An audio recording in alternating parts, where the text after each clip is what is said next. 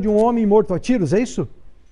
Sim, o que acontece? Nós trouxemos ontem uma reportagem do Antônio Marcos Sutil, que foi morto, segundo a polícia, pelo melhor amigo, por conta de uma dívida de 500 mil reais. Estão dizendo que já é 600 mil reais.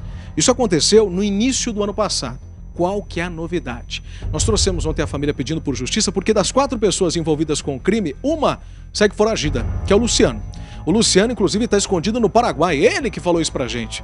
Porque depois que a reportagem entrou no ar, ele entrou em contato e disse, vamos gravar por telefone? Não, mas vou encontrar... Não, eu tô no Paraguai escondido. Não vou gravar com vocês não. Grava aqui por telefone.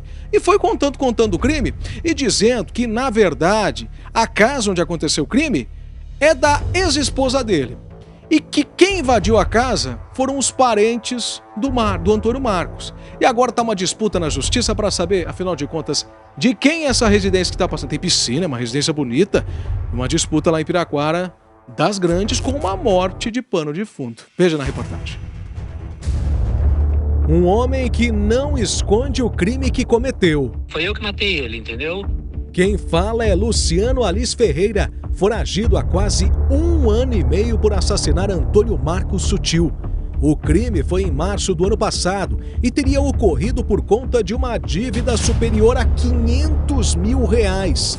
A vítima levou um tiro na cabeça e depois teve o corpo incendiado junto com o próprio carro.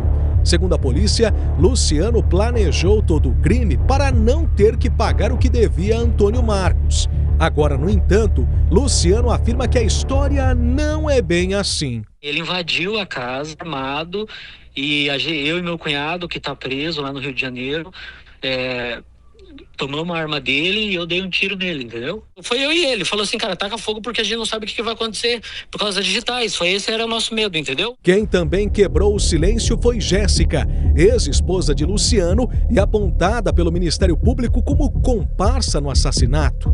Para essa entrevista, podemos fazer qualquer pergunta. A única condição era não mostrar o rosto dela. Ela teme ser reconhecida nas ruas e perder oportunidades de emprego.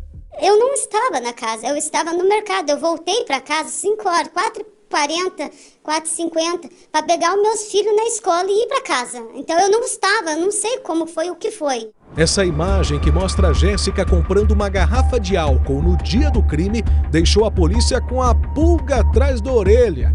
A suspeita é que o produto tenha sido usado para limpar a cena do crime. Ela nega. Eu cheguei em casa com a compra, o Luciano saiu, entrou no carro e falou, compra um álcool e um fósforo no mercado. Simplesmente eu comprei um álcool e um fósforo, peguei meus filhos e fui para casa. Nisso o Luciano, nisso ele saiu. Agora o que ele fez, por que ele pediu para mim comprar, eu não sei, simplesmente eu só comprei.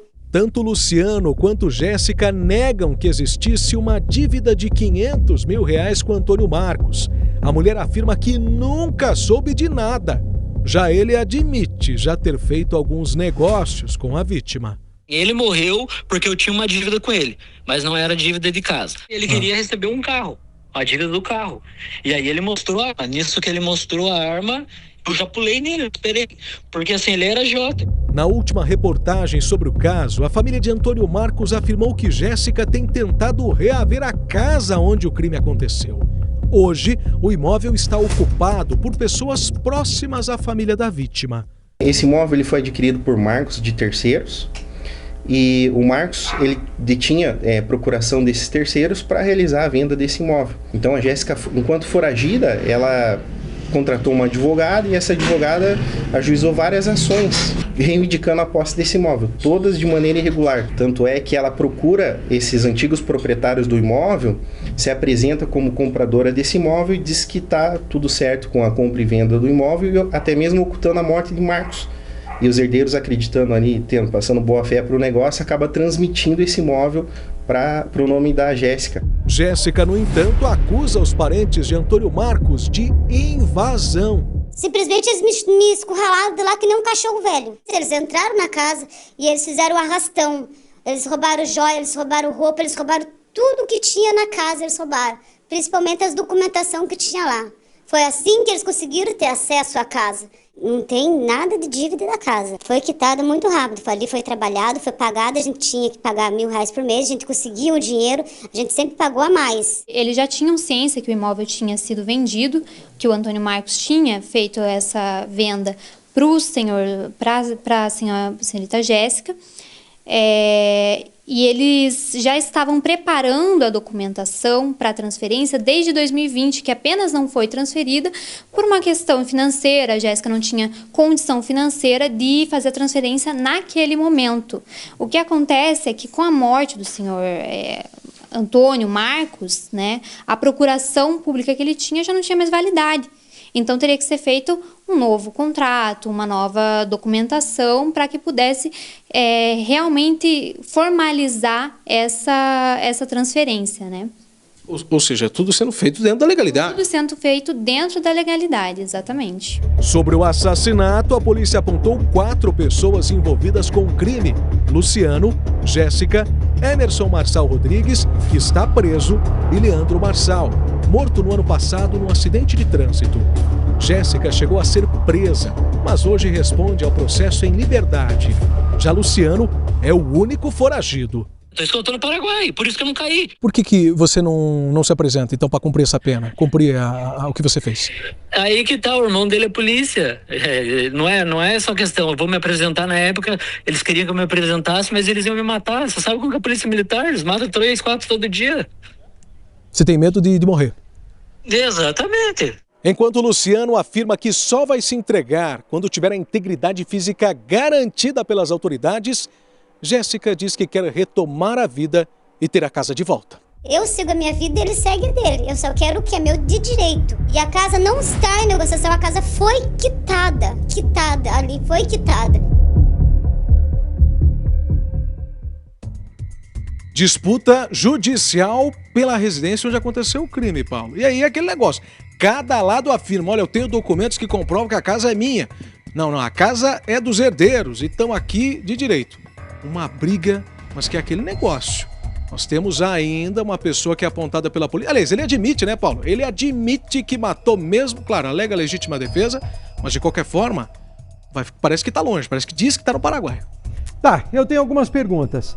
Primeiro, como é que ele chegou até o seu telefone? Ponto 2, você não sabe?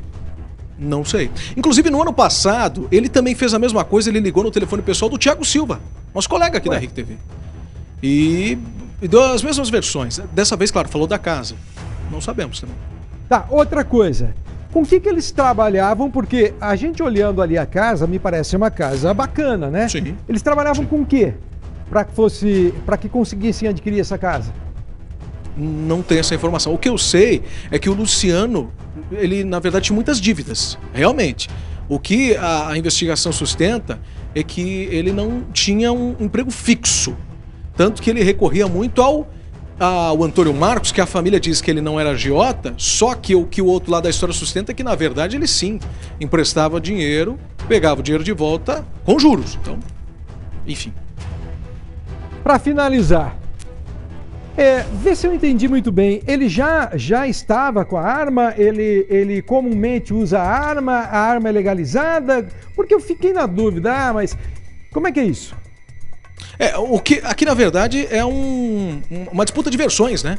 Porque o que a polícia afirma é que quem estava armado era o Luciano, que está sendo procurado pela polícia. Fez a casinha, chegou armado, e na verdade não necessariamente ele é armado, mas sim o cunhado dele. O cunhado vai lá e atira, ou melhor, passa pro Luciano a arma, o Luciano vai lá e mata o amigo. Mas o que a ex-esposa dele diz, e ele também afirma, é que quem estava armado era o Antônio Marcos. O Antônio Marcos chegou, já com a arma em punho, dizendo, cadê aí meu dinheiro? Cadê meu dinheiro? Por conta desses empréstimos, né, supostamente. E aí, naquele momento, eles teriam brigado, o Luciano pega a arma e atira. Ou seja, eles têm uma luta corporal. Mas é aquilo, cada um diz uma coisa, né, Paulo? Obrigado, Léo. E também me chamou a atenção, né, ele dizer que não se apresenta com medo que a polícia mate ele. Isso acontece? Acontece sim. Mas é uma coisa generalizada a justificar que alguém que mate não se apresente?